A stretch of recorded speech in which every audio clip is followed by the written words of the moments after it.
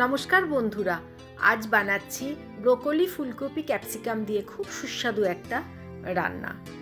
এর জন্য নিয়ে নিলাম অর্ধেকটা ফুলকপি, একটা ছোট সাইজের ব্রোকলি, একটা ক্যাপসিকাম, একটা বড় সাইজের টমেটো আর 3টের মতো কাঁচা লঙ্কা। কড়াইতে পরিমাণ মতো জল নিয়ে 1 চামচ নুন আর 1 চামচ রিফাইন্ড অয়েল মিশিয়ে নিলাম। একটু নাড়িয়ে জলটা গরম হলে আমি কেটে রাখা ফুলকপি আর ব্রোকলি 5 থেকে 6 মিনিটের জন্য একটু সেদ্ধ করে নেব।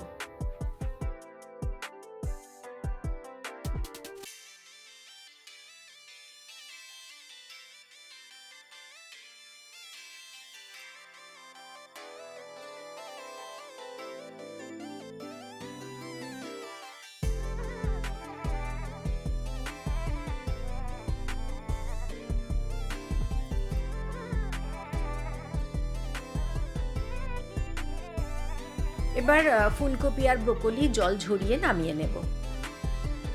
জল ফেলে দিয়ে ভালো করে পরিষ্কার করে কড়া আবার গ্যাসের উপর চাপালাম।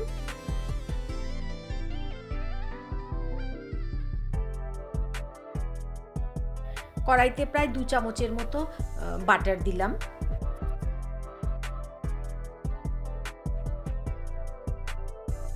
বাটার গলে গেলে ওর মধ্যে সিদ্ধ করা ফুলকপি আর ব্রোকলি দিয়ে দিলাম।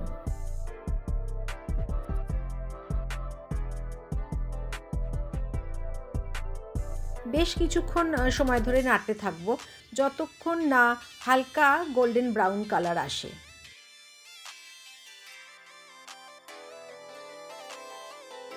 গ্যাসের ফ্লেমটা হাইতে রেখেই আমি এগুলো ভেজে নেব। এবার দিয়ে দিলাম কেটে রাখা টমেটো, কাঁচা লঙ্কা কুচি আর ক্যাপসিকাম কুচি। আবারও কিছু সময় ধরে এই সবজিগুলোকে ভেজে নেব।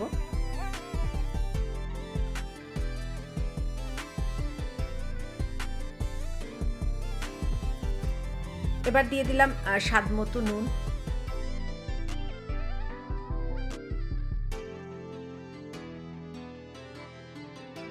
প্রায় 8 থেকে 10 মিনিটের মতো এইভাবে নাড়ালেই মোটামুটি হয়ে যাবে।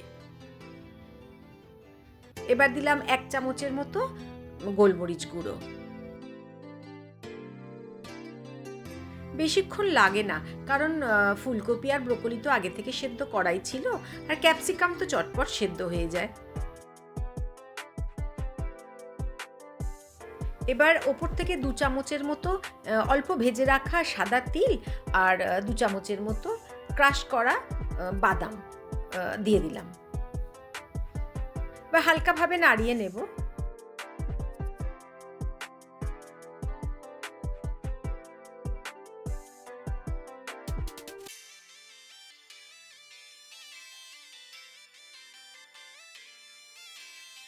এবার দিয়ে দিলাম 2 চামচের মতো ফ্রেশ ক্রিম, মানে সকালে যে দুধ আসে তার উপরে যে সরটা পড়ে ওটাকে নিয়ে অল্প ফ্রিজে রেখেছিলাম, একটু ঠিক হয়ে গেছিলো, সেটাই আমি ওপর থেকে ছড়িয়ে 1 মিনিটের মতো নাড়িয়ে নিলেই রান্নাটা শেষ হয়ে যাবে। তারপর নামিয়ে নেব। ব্রেকফাস্ট কিংবা ডিনারে শুধু শুধুও খাওয়া যেতে পারে, কিংবা রুটি পরোটার সঙ্গেও খাওয়া যেতে পারে, খুব সুস্বাদু হয়। বন্ধুরা প্লিজ একবার করে দেখবেন। আজকের রান্নাটা কেমন লাগলো একটু কমেন্ট করে জানাবেন। নতুন বন্ধুরা চ্যানেলটাকে প্লিজ একটু সাবস্ক্রাইব করবেন।